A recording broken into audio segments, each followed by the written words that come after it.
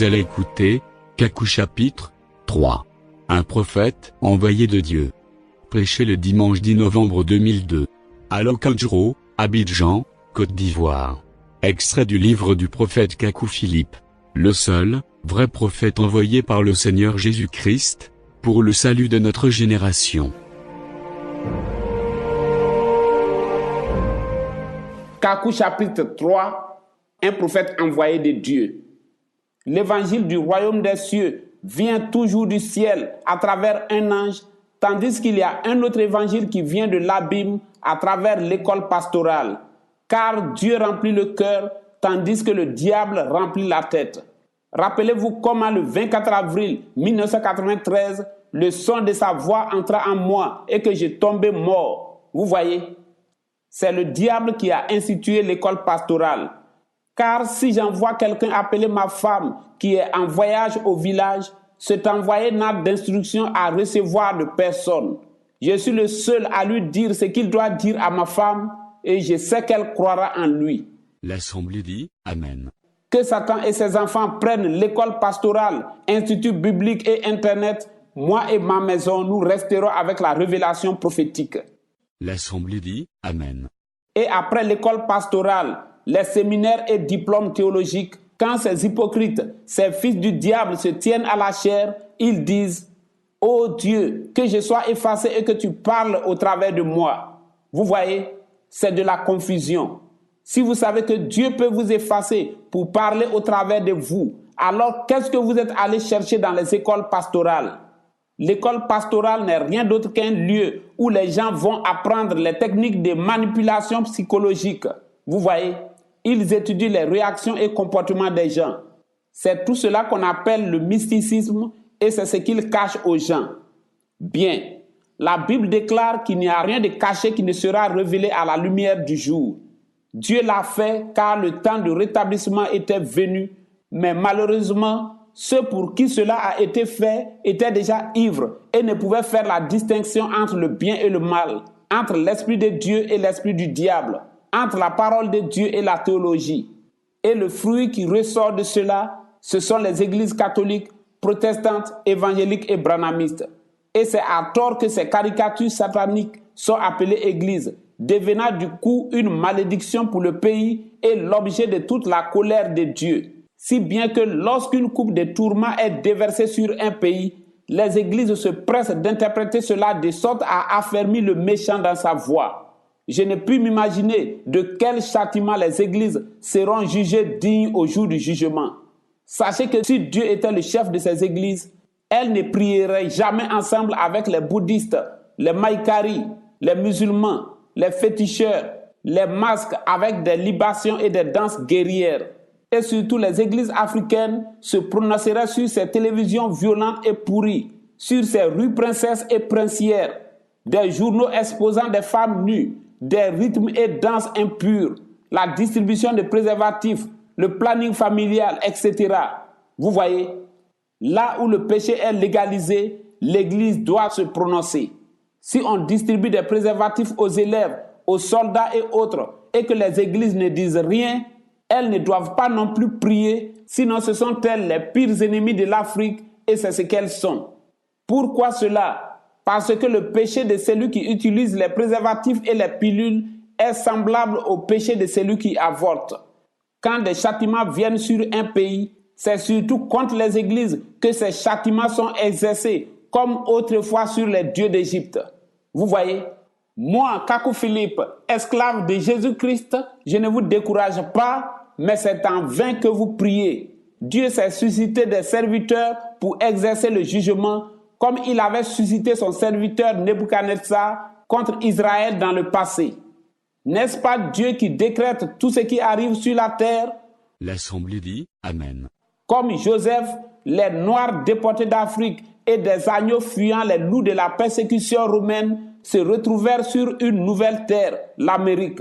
Dieu les bénit et fit que leurs frères, le monde entier, se prosternent devant leur décision à travers l'ONU, parce qu'après Pharaon, le pape d'Égypte, c'était Joseph. On le voit dans le livre de la Genèse et dans Apocalypse 13. Vous voyez, d'agneaux donc qu'ils étaient, arrière-petit-fils de chrétiens, jurant sur la Bible, ils devinrent un dragon, écrasant, bombardant, s'imposant par des vétos et embargos. Au lieu d'envoyer gratuitement du blé à leurs familles africaines afin qu'elles vivent, ils envoient des armes pour qu'elles s'entretuent. Ils envoient des Tommy Osborne, Benny Hinn, Maurice Cerullo, Billy Graham pour séduire les habitants de la terre. Et ils sont fiers de dire « Dieu bénisse l'Amérique ». Si Dieu bénit cette Amérique que je vois, alors Dieu doit se repentir d'avoir détruit Sodome et Gomorrhe. Vous voyez, si Dieu bénit cette Côte d'Ivoire que je vois, alors Dieu doit se repentir d'avoir détruit Sodome et Gomorrhe. Et à la résurrection, Dieu doit demander pardon aux habitants de Sodome et Gomorrhe. Dieu doit demander pardon aux habitants de Ninive. Vous voyez? Et si Dieu sauve un catholique, un protestant, un évangélique ou un branhamiste ou l'un des membres de ses missions et ministères, Dieu doit supprimer l'enfer et tout le monde ira au paradis, même Satan. L'Assemblée dit « Amen ». Comment quelqu'un peut-il rejeter le prophète vivant de son temps et aller au paradis? Comment quelqu'un peut-il être sauvé du déluge alors qu'il a rejeté Noé? Quand le Seigneur Jésus-Christ était sur la terre, comment quelqu'un pouvait-il le rejeter et être sauvé? Toute la terre est dans l'abîme à cause de ces églises. Et le 11 septembre 2001, lorsque l'Amérique a été frappée, j'ai dit avec désespoir, c'est fait. Et j'ai ajouté, c'est ce qu'avait annoncé le messager du temps du soir. Miséricorde pour cette nation d'Amérique. Que fera-t-elle maintenant? Désormais, la peur et l'inquiétude habiteront avec ces hommes. Car au lieu d'œuvrer en bien, ils ont plutôt œuvré pour la perte du méchant. La solution n'est pas de chercher à saisir Al-Qaïda et le terrorisme. Ce ne sont que des fouets par excellence de Dieu. Mais la solution, aussi longtemps que Tommy Osborne et Maurice Cerullo et Benny Hinn et Manasseh Jordan et tous ceux-là sillonneront la terre et séduiront la terre, il n'y aura pas de solution. Et si vous cherchez à saisir ou faire mourir ceux-ci, sachez que Dieu peut susciter des fouets de partout. Dieu peut susciter des cyclones, des tremblements de terre et des inondations. Et ne savez-vous pas que des maladies plus terribles que le sida viendront sur la terre? Et ne savez-vous pas que ce qui ne pouvait pas tuer, tuera? Et Dieu en suscitera pour tout homme ou pour toute nation qui fait la culture du péché et de faux prophètes. Et c'est ce qui fait que Dieu détruisit la terre au temps de Noé. Les églises avaient des Tommy Osborne, des séducteurs et des gens de renom approuvés par les hommes. Et toute voie de salut était corrompue. Voyez Genèse 6, versets 11 à 12. La terre était corrompue devant Dieu et la terre était pleine de violence. Et Dieu regarda la terre et voici elle était corrompue. Et toute chair avait corrompu sa voie sur la terre. Remarquez ceci, corrompu devant Dieu, pas devant les hommes, mais devant Dieu. Pour les hommes, ils sont dans la vérité. Ils ne voient pas de mal en ce qu'ils font. Et c'est là que Dieu leur suscita un petit homme, sans formation théologique, dont la prédication les dérangeait. Et Noé prêcha dans un véritable désert. Les gens reconnaissent que nous sommes au temps de Noé. Tous les prédicateurs reconnaissent que nous sommes au temps de Noé. Les églises reconnaissent que nous sommes au temps de Noé. Mais où est Noé? C'est la seule question à laquelle ils ne répondent pas. Or, comment peut-on être au temps de Noé sans Noé? Et vous, fils de Dieu, ne cherchez pas les grands pasteurs, apôtres et prophètes, mais cherchez Noé. Et vous, petits bergers, et vous, petits mages, n'allez pas vers Jérusalem, mais allez vers Bethléem. N'allez pas vers les grandes églises, ne recherchez pas les grandes églises. N'allez pas vers l'église d'Hérode. N'allez pas vers les soi-disant grands hommes de Dieu, mais allez plutôt vers le menuisier Joseph. L'Assemblée dit « Amen ». Noé avait été rejeté et c'est le signe que Dieu avait donné pour toutes les générations de la terre. Tous les prophètes allaient être rejetés à cause de leur message. Mais Dieu dans le ciel les approuvait. Et si Noé est approuvé, je serai approuvé. Et c'est sur cela que nous nous reposons, moi et les miens. L'Assemblée dit « Amen ». La terre est corrompue et le Seigneur Jésus-Christ a dit qu'à la fin des temps, s'il tardait, il n'y aurait pas d'élus sur la terre. Et d'où cette corruption est venue? Des États-Unis d'Amérique. Regardez Tommy Osborne, Benny Hinn, Billy Graham, Maurice Cerullo et tout cela, ils ont corrompu la terre. Et je suis étonné de ce que des gens confessant le nom du Seigneur Jésus-Christ rêvent de se rendre un jour dans des pays comme les États-Unis. Vos villages ne sont-ils pas mieux que Los Angeles et Hollywood? Et d'où viennent ces violences, ces serpents et scorpions sur ces biceps? D'où viennent ces coiffures erronées?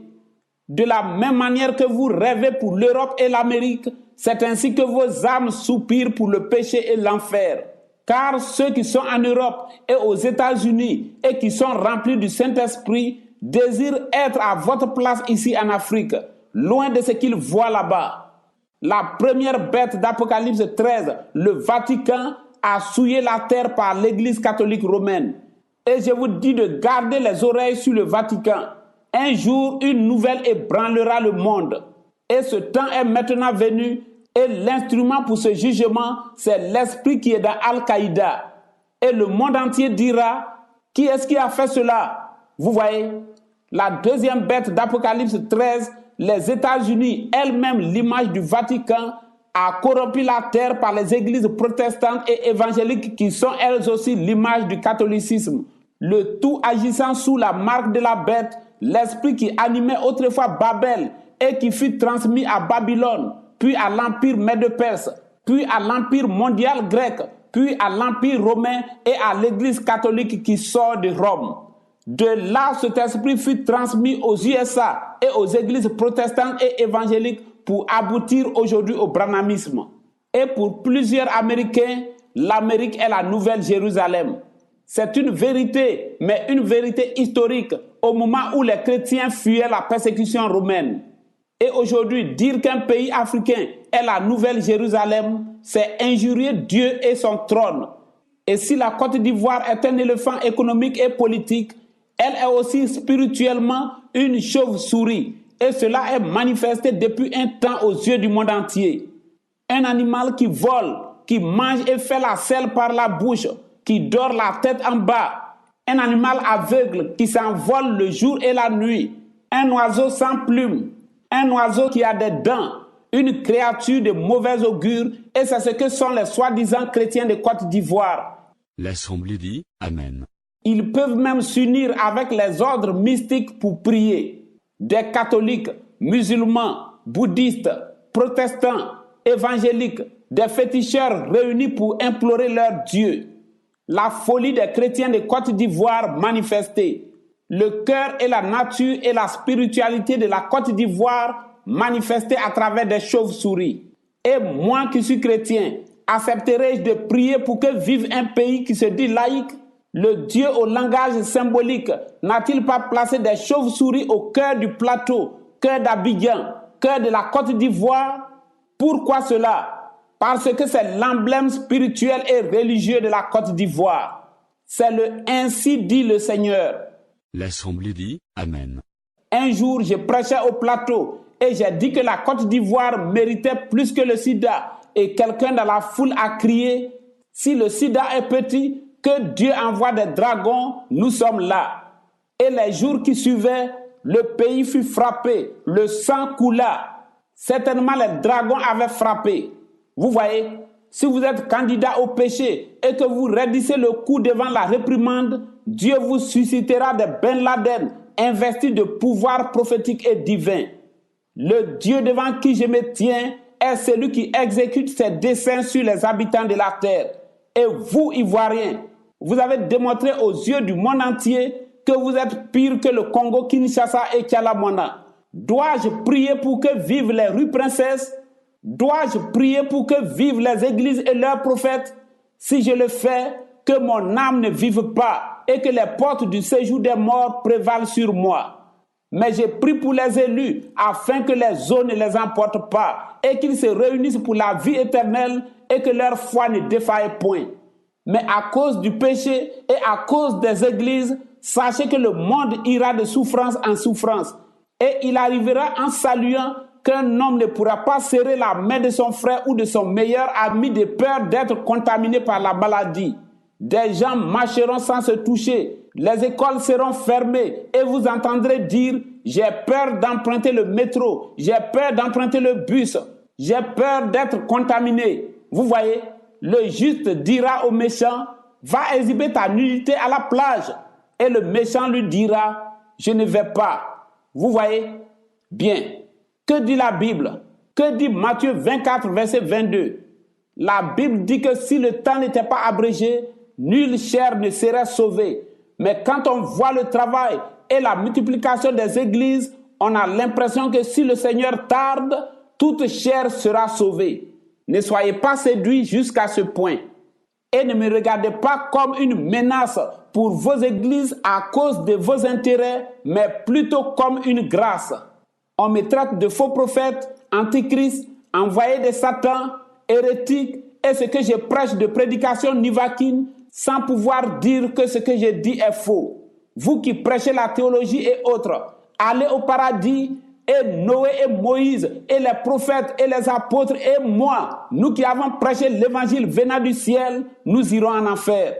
Des fils de perdition menant en enfer et à la perdition. Traitez-moi de faux prophètes et d'antichrist, mais Dieu vous attend au jugement. L'Assemblée dit Amen. Or, le Seigneur Jésus-Christ a dit dans Matthieu 13, 24 à 30, que les enfants du diable et leurs églises seront liés en plusieurs gerbes pour être brûlés, mais que les élus seront rassemblés dans un seul grenier. Il y avait beaucoup de croyances et de dieux en Égypte, et Dieu fit sortir ses enfants en exerçant le jugement. Devant la multitude des églises en Israël, Dieu rassembla les élus. Il y avait les pharisiens, les esséniens, les sadducéens, les hellénistes, les hérodiens, les zélotes. Tous étaient dans le faux et le Seigneur fit sortir les élus en exerçant le jugement sur eux. Et avant l'enlèvement, les élus, selon Matthieu 24, verset 31 et 1 Thessaloniciens 4, verset 16, seront rassemblés par le son de la trompette, y compris Apocalypse 14, verset 6 à 10. Et c'est toujours ce que le Seigneur Jésus-Christ est en train de faire. Et cette prédication est pour la chute des uns et le relèvement de plusieurs. Le même déluge qui sauva Noé détruisit le monde. Le même message qui nous sauvera aujourd'hui, c'est ce même message qui condamnera cette génération. L'Assemblée dit Amen. Malgré les différences de doctrine, les églises s'unissent dans des alliances et j'ai dit qu'elles étaient des bêtes, des dragons à plusieurs têtes. Chaque tête symbolise une église et ayant le démon et le langage qui est la théologie de cette église. Quiconque est dans l'une de ces églises a déjà reçu la marque, c'est-à-dire l'esprit qui est le démon de la bête. Une marque est un esprit. Quand Dieu mit une marque sur Caïn, c'était un esprit. Et la marque de la bête dans Apocalypse, c'est le Saint-Esprit de la bête. Vous voyez, la marque de la bête aujourd'hui, c'est le Saint-Esprit qui agit dans les églises catholiques, protestantes, évangéliques et branhamistes. Et quand vous êtes dans une église évangélique, vous êtes né de cet esprit. Et c'est par lui que vous parlez en langue, vous prophétisez, comme si c'était vraiment le Saint-Esprit. Il contrôle votre corps, votre âme, votre esprit. Et vous êtes exactement comme dans la condition des pharisiens devant le Seigneur Jésus-Christ ou dans la condition d'un catholique qui a des bougies, des chapelets, des statues, l'encens, des crucifixes et l'eau bénite en main et qui se croit dans la vérité. L'Assemblée dit Amen. La même marque, le même démon d'incrédulité qui possède la bête est la même marque qui possède son image, ses filles, c'est-à-dire les églises protestantes, évangéliques et branhamistes. Et quand quelqu'un dit « Je suis catholique, baptiste, frère du message, luthérien, évangélique », il faut y comprendre « Je suis l'antichrist, je suis un enfant bâtard, je suis un démon ». C'est ce que Dieu entend dans le ciel. La marque sur la main consiste à œuvrer dans ces églises, à poser des actes dans ce sens. Et le monde entier l'a reçu. Il n'y a pas un roi ou un président dans le monde qui ne se soit pas rendu ou qui n'ait pas eu l'intention de se rendre au Vatican. Même Yasser Arafat, les Arabes et les musulmans. Car dans Matthieu 4, versets 8 à 9, le Seigneur Jésus-Christ, ayant refusé le trône de la plus haute juridiction terrestre, un homme l'a reçu, le pape de Rome. Et la Bible déclare que cette petite ville du Vatican a la royauté sur tous les habitants de la terre et qu'un jour une main invisible la frappera. Apocalypse 17, verset 18. Chaque église prétend avoir le Saint-Esprit et chacune d'elles a sa propre conception du baptême, sa propre conception de la divinité de Jésus, sa propre conception de la prédestination, sa propre conception du péché originel, le ministère de la femme, le voile, etc. Un pasteur méthodiste ne peut pas être pasteur chez les assemblées de Dieu ou chez les baptistes. Quel est donc ce Saint-Esprit contradictoire? Et malgré cela, vous ne cherchez pas la vérité et vous parlez de sanctification et de paradis. Mais je vous dis que vous ne trouverez jamais cette vérité aussi longtemps que vous la recherchez dans une église. Vous voyez, de génération en génération, la vérité se trouve toujours avec un seul prophète messager vivant sur la terre. C'est lui qui a les clés du royaume. C'est lui qui est le chemin, la vérité et la vie en son temps. Et lorsque vous ouvrez la Bible, vous voyez Ésaïe, Jérémie, Amos, Ézéchiel, ainsi de suite. Ce sont des noms de prophètes. La vérité, c'est avec un prophète messager vivant et non dans une église. Mais que faites-vous donc avec la Bible entre vos mains? Sinon, est-ce vraiment pour le salut que vous allez à l'église? Or, si Dieu sauve un baptiste, un pentecôtiste, un réveil ou assemblée de Dieu, comment peut-il condamner les pharisiens, Judas et Caïn? Comment Dieu peut-il condamner l'enseignement des pharisiens et des sadducéens et approuver l'enseignement d'un dirigeant catholique, protestant, évangélique ou branhamiste? Comment peut-il condamner des gens qui fondent leur foi sur un livre là-bas? Et peut-il approuver des gens qui fondent leur foi sur un livre de ce côté-ci, un vieux livre appelé la Bible? Selon Matthieu 16, versets 5 à 12, le Seigneur Jésus-Christ dit que l'enseignement des pharisiens et des sadducéens est du levain. Et comment peut-il dire que l'enseignement des catholiques, protestants, évangéliques et branhamistes et des missions et ministères est la parole de Dieu? Comment peut-il faire cela alors qu'il est le même hier, aujourd'hui et éternellement? Si Dieu donne le Saint-Esprit à un baptiste, un pentecôtiste, une assemblée de Dieu, qu'en est-il des bouddhistes, des maïkaris, Guru Mahaji et des musulmans? Vous voyez, je vous supplie au nom du Seigneur Jésus-Christ, cessez de brûler de l'encens à des démons, quittez les autels de veau d'or. Le ministère n'est pas un métier qu'il faut aller apprendre ou perfectionner dans un séminaire de formation. Cessez de fabriquer des pasteurs dans vos usines pastorales. Dieu lui-même donne le ministère du ciel et veille à son exécution sur la terre sans le secours d'aucune main humaine, mais par le Saint-Esprit. Vous, pasteurs, prophètes, révérends et présidents d'église, je vous adjure au nom du Seigneur Jésus-Christ, repentez-vous, échappez à l'enfer, car mieux vaut la honte devant les hommes que l'enfer. Je ne vous prêche pas une imagination, mais je vous parle au nom du Seigneur Jésus-Christ en vertu de la vision du 24 avril 1993. Comme dans Jérémie 28, dans 1 Roi 22, il m'a été donné de voir le jugement de Dieu et de le prononcer. Qu'aucune église, qu'aucun homme, qui qu'il soit, ne vous séduise. Qu'aucune responsabilité à l'église ne vous retienne. Reconnaissez votre jour de visitation, car si vous manquez la trompette de rassemblement, qu'attendez-vous donc? Fléchissez donc genoux jusqu'à ce que Dieu vous parle, sinon au jugement, vous ne direz pas que vous n'avez pas été averti. Si Israël, qui est de Dieu de par naissance, ne comprend pas le langage prophétique, comment vous qui l'êtes par adoption, le comprendriez-vous? Mais une chose est évidente, deux hommes se prétendant de Dieu ne peuvent tenir des langages différents avec des pratiques différentes. Lorsque les Juifs revenaient de la déportation babylonienne, un benjaminite comme Paul pouvait être dans le sacerdoce. On entendait de nouveaux noms comme pharisiens, sadducéens, zélotes, esséniens, hérodiens. Selon 1 Roi 12, verset 31 et 2 Chroniques 13, verset 9, si quelqu'un a des moyens, il paie la formation pastorale et devient sacrificateur, comme on le voit aujourd'hui dans les églises. 2 Chroniques 13 dit, « N'avez-vous pas chassé les sacrificateurs de l'Éternel, les fils d'Aaron et les Lévites, Et vous vous êtes fait des sacrificateurs comme les peuples des autres pays. Et quiconque est venu avec un jeune taureau et 7 béliers pour être consacré est devenu sacrificateur de ce qui n'est pas Dieu. Amen. Le verset dit, comme les peuples des autres pays, comme c'était en Égypte. Si quelqu'un paye la formation, il devient pasteur. Quelqu'un peut se lever lui-même et se recommander sacrificateur, exactement comme les peuples des autres pays. Vous voyez? Mais la façon de Dieu reste la même. C'est Moïse qui a établi la sacrificature en son temps. C'est Jean-Baptiste qui a choisi ses apôtres et disciples. C'est le Seigneur Jésus-Christ qui a choisi ses apôtres et disciples. C'est Paul qui a choisi ses apôtres et disciples. Et quand Dieu enverra un prophète sur la terre, il en sera toujours ainsi.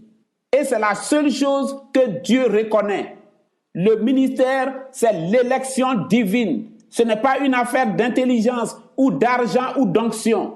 Je sais enseigner, alors je suis ceci ou cela. J'ai une grande onction, j'ai fait des miracles, alors je suis ceci ou cela. Tout cela, c'est le diable d'un bout à l'autre. Et comme Israël, la même chose s'est passée de ce côté-ci. Quand les églises revenaient de la déportation de la Babylone spirituelle qui est l'église catholique, on entendait de nouveaux noms, révérends, présidents, bishops, des noms blasphématoires. Vous voyez, elles revenaient avec des dogmes, des credos, des doctrines et des dieux babyloniens. Des enfants de Nimrod, fils de Bélial, se sont forgés des empires appelés églises. Qu'est-ce que c'est? Ces dirigeants catholiques, protestants, évangéliques et branhamistes sont des rois sans couronne et leurs églises sont des royaumes sans État. Et leurs fédérations sont des dragons, des bêtes à plusieurs têtes selon le modèle babylonien. Tout cela est démoniaque. Et animés du même dessein, ils élèvent maintenant plusieurs tours de Babel, plusieurs fédérations et confédérations d'églises. Ils sont en train d'élever des tours de Babel malgré la confusion de leur langage. Des unions d'églises, un défi à Dieu. Et chaque dragon a 3 grandes cornes, une puissance politique, une puissance financière et une puissance religieuse. Ce sont des dirigeants religieux, mais ils peuvent même influencer les autorités politiques de leur pays. Si vous êtes un enfant de Dieu et que vous ne voyez pas les mots précurseurs de l'Antichrist sur le front de ces présidents d'église, alors vous êtes dans les ténèbres. Je ne me regarde pas comme un prophète, mais je sais une chose, j'ai vu écrit dans le ciel le jugement de Dieu sur vous, et personne ne peut contredire cela. Et les fils du diable se tiennent loin pour dire, ce que tu dis est vrai, mais Dieu nous a aussi révélé cela. Si Dieu vous a réellement révélé cela, ce n'est pas à une autre église, mais à sa parole et à son église que vous viendrez. Et c'est ainsi que dans mon village vient de mourir, comme frappé par un ange, un homme de renom des assemblées de Dieu, l'ancien Nando. Une paralysie sévère qui n'a point cédé aux diverses incantations de l'heure. Et c'est là le salaire de tant d'années de sorcellerie au sein d'une confrérie qui a pour nom Assemblée de Dieu et dont Katagi est le berceau. Et j'ai appris qu'il s'était mis en ordre avant de mourir. N'est-il pas donc mort Assemblée de Dieu? Qu'en est-il du Saint-Esprit, Assemblée de Dieu en lui, par lequel il parlait en langue et prophétisait là-bas? Avait-il renoncé aux dogmes, credo, idoles et théologie des Assemblées de Dieu avant de mourir? S'il va au ciel, alors le christianisme est faux. L'Assemblée dit Amen.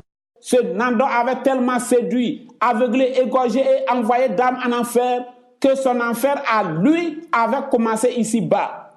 Vous pouvez être en désaccord avec moi ou me combattre parce que je vous dis la vérité, mais un jour, vous direz comme ce soldat romain, assurément cet homme nous avait parlé de la part de Dieu. L'Assemblée dit Amen. Et l'une des raisons pour lesquelles de tels hommes ne peuvent pas accepter l'évangile de leur temps est que plusieurs de ceux qu'ils ont séduits sont déjà morts et les attendent là-bas au jugement.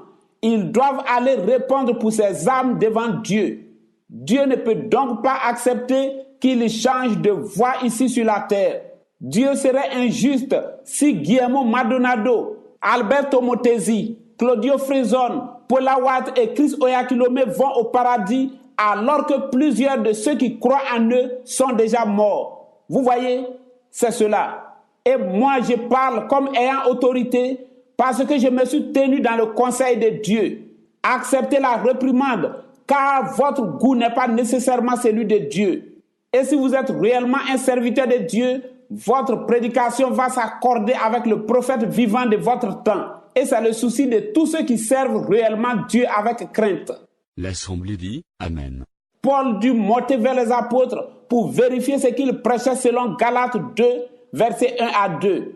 Ulrich Zwingli le fit avec Martin Luther et dit « Je croyais comme Luther avant de l'avoir écouté ». Et en 1536, le grand réformateur Guillaume Farel demanda à Jean Calvin de l'aider à restaurer l'église de Genève. Et vous, quel Saint-Esprit avez-vous? Ressaisissez-vous, car telle voix paraît juste à l'homme, mais l'issue est la perdition. Et que celui qui a des oreilles pour entendre, entende.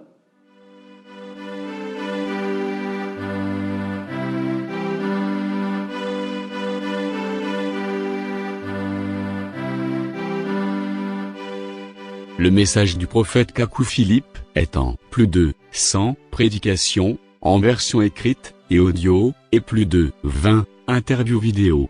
Vous pouvez les obtenir gratuitement sur le site www.philippekakou.org ou en version Android sur Google Play.